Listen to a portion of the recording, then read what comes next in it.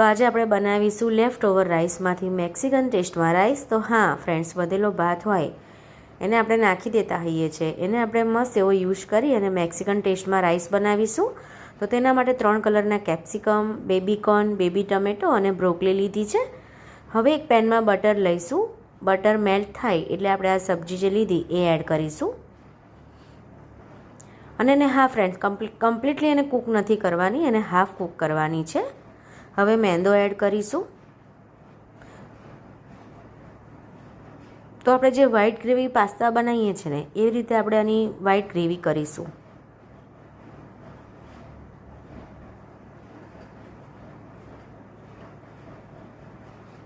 તો થોડો થોડો કરીને મેંદો એડ કરવાનો છે આપણે. તો ફ્રેન્ડ્સ, મારી ચેનલને લાઇક, શેર અને સબસ્ક્રાઈબ જરૂરથી કરી લેજો.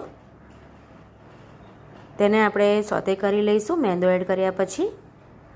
અને હા ફ્રેન્ડ્સ, જો તમને મારી રેસિપીઝ ગમતી હોય તો નીચે કોમેન્ટ પણ કરી દેજો. હવે દૂધ એડ કરવાનું છે.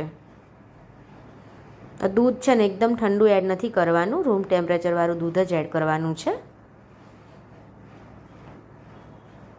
તો દૂધ એડ કર્યા પછી સરસ મિક્સ કરીશું. લો ટુ મીડિયમ ફ્લેમ પર જ આપણે ગેસને રાખવાનો છે.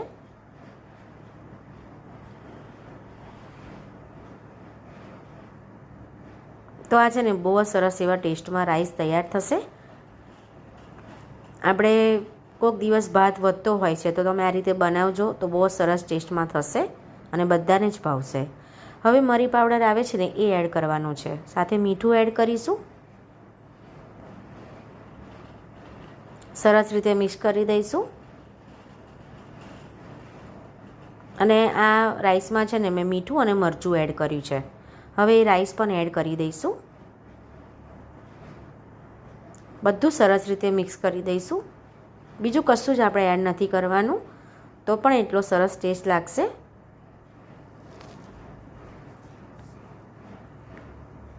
તમે જોઈ શકો છો લુક્સમાં અને ખાવામાં તો બહુ જ સરસ લાગે છે ટેસ્ટમાં.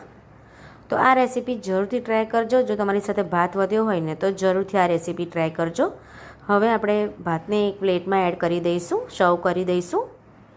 અને નાચોસ આવે છે ને, નાચોસ સાથે આપણે સર્વ કરીશું. તો આ નાચોસ સાથે છે ને મેક્સિકન રાઈસ બહુ જ સરસ લાગે છે. તો એક વખત જરૂરથી ટ્રાય કરજો ફ્રેન્ડ્સ.